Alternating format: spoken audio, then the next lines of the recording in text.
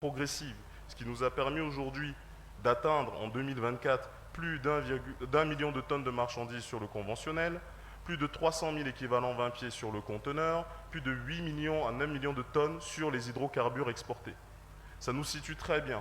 En termes de part de marché, sur la répartition qu'il peut y avoir avec le grand frère du port de Douala, sur l'importation, nous sommes à plus de 35% des parts de marché en seulement 7 ans d'existence. Et sur l'exportation, nous avons dépassé les 25% de parts de marché. Couplé à ça, vous l'avez tous vu dans le passé, qu'on a construit Kribi. Kribi est plus qu'un port, c'est un port industriel, comme on a pu en voir en Chine, à Shenzhen, ce qui a permis son développement rapide, comme on peut voir à Shanghai, comme on peut voir à Singapour. Ça veut dire qu'en fait, c'est un port qui est adossé à un domaine portuaire important qui permet le déploiement des unités industrielles, logistiques et commerciales. Là, dans ce cadre, je veux dire, l'action du gouvernement par rapport à ce projet a été vraiment stratégique et importante et surtout déterminante. Parce qu'ils ont fait le choix de nous donner 15 000 hectares de domaine portuaire. Ce qui fait que ce port est sans doute l'un des plus grands au monde et qui permet d'avoir un déploiement des unités industrielles et économiques importantes. Parce que le grand défaut, et malheureusement la grande limite qu'avait eu le port de Douala, c'est que sur ces 1500 hectares de domaine portuaire, la ville a rattrapé et enclavé Douala. Ce qui limitait son développement et qui limitait les développements pour les industriels. Ceux qui se déplacent aujourd'hui ou qui viennent de Douala, vous le voyez très bien. On voit que les industries se déplacent en périphérie de la ville, alors que leur intérêt est d'être le plus près possible des infrastructures portuaires pour pouvoir bénéficier assez facilement des débouchés économiques qu'elles peuvent leur apporter. Donc Kribi, aujourd'hui, le permet. C'est pour ça que dans ce cadre, de façon très hybride, avec les moyens que nous avions, nous avons commencé à développer justement cette stratégie d'implantation industrielle. On est fiers aujourd'hui parce qu'on a plus de 35 entreprises qui sont actives, dont une usine de transformation de cacao, une usine de montage de véhicules de travaux publics. Nous avons une usine de céramique qui n'est pas sur notre domaine portuaire, qui est un peu plus loin, mais à proximité à Kribi. On a une usine de production de ciment. On est en train de mettre en place une usine de transformation de bitume, par exemple. Et nous avons énormément d'entrepôts couverts pour un port qui a démarré il y a quelques années, parce qu'on parle de près de 50 000 mètres carrés d'entrepôts couverts. Donc ça apporte une plus-value immédiate pour l'économie camerounaise. Et on le voit aujourd'hui, tout simplement, Kribi, c'est plus de 1000 milliards de recettes douanières apportées à l'État du Cameroun, ce qui fait de Kribi un grand contributeur du développement économique de notre nation. Donc, une fois que je vous ai mis ça en perspective, ça nous permet d'avancer un peu plus loin. Parce qu'aujourd'hui, quand on parle de concurrence et de compétitivité des ports, et surtout de compétitivité de territoire économique, il y a plusieurs choses qui se mettent en balance. Si on veut accueillir des entreprises, si on veut accueillir des industries pour créer de l'emploi, il est nécessaire de pouvoir leur apporter les débouchés qu'elles souhaitent. Il est nécessaire de pouvoir leur apporter les prestations et de services qui vont leur dire « je fais mon investissement à Kribi, je ne m'en vais pas le faire au Togo, je ne m'en vais pas le faire en Côte d'Ivoire, je ne m'en vais pas le faire au Gabon ». Donc pour ça, il faut avoir cette proximité avec le port, il faut avoir de l'énergie, il faut avoir de la connectivité, notamment terrestre, pour aller pouvoir chercher des ressources, et surtout, il faut avoir un capital humain bien formé. Sur le capital humain, honnêtement, je peux le dire, au Cameroun, on a une chance. On a un très fort capital humain et on est extrêmement bien formé dans la sous-région Golfe de Guinée. Les Camerounais sont reconnus partout. Cependant, il y a des défis que nous avons à mettre en place. Je vous l'ai dit, la connectivité maritime du port de Kribi, elle est très bonne. Tous les résultats internationaux le disent. L'indice de connectivité a augmenté de 2,6 depuis l'avènement du port de Kribi.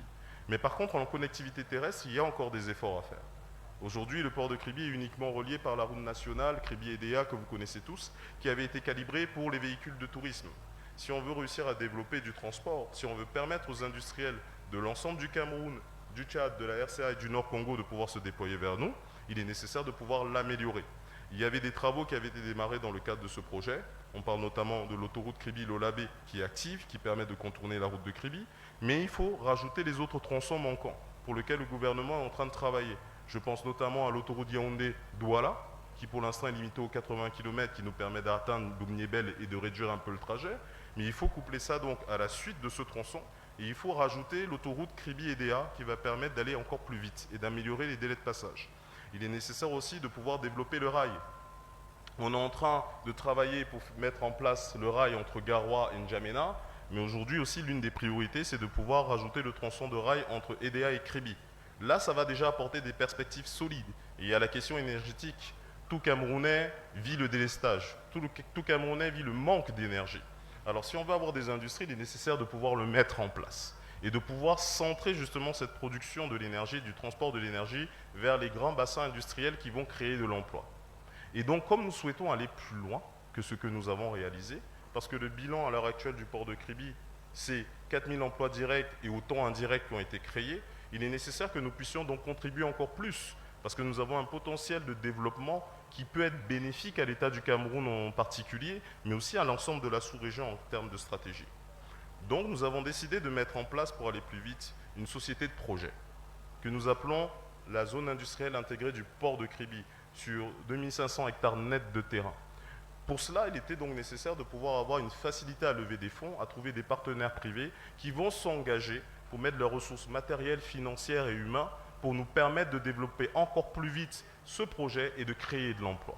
C'est pour ça qu'en 2023, nous avons signé un mémorandum d'entente avec des partenaires privés qui sont Africa Global Logistique, qui est aujourd'hui, en termes de multinationales, le plus grand prestataire logistique que nous avons en Afrique francophone, notamment, j'aime le dire, et qui gère pas mal de terminaux portuaires, avec le groupe Eurise, qui est un groupe de Singapour, qui a développé la plus grande partie des zones économiques et industrielles que nous avons aujourd'hui en Afrique.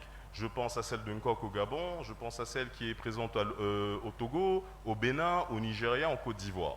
C'est un extrêmement grand groupe. Et c'est eux aussi qui travaillent avec le port de Douala sur leur projet de zone industrielle au niveau de la Dibamba. Nous avons aussi signé avec China Rabo Engineering Company, qui est le constructeur du port de Kribi, qui est notre premier partenaire qui nous accompagne depuis le début, de la phase 1 jusqu'à l'extension que nous sommes en train de réaliser, que nous avons réalisé, et que nous avons mis en exploitation. Et le groupe Belmont, qui est une grande société d'investissement camerounais, qui surtout a qui est très bien introduit au niveau du réseau national et qui peut nous permettre justement d'avoir ce réseautage et cette force vis-à-vis de la partie gouvernementale pour porter ce projet. Donc quand nous le faisons, la mise en place de cette société projet, il est nécessaire donc pour nous d'avoir l'accompagnement. Le gouvernement a décidé de nous accompagner. On parle d'un projet qui est en termes de financement autour de 585 milliards de francs CFA, pour lequel l'État va financer et investir sur une moitié, et la partie privée s'est engagée pour le faire sur le reste.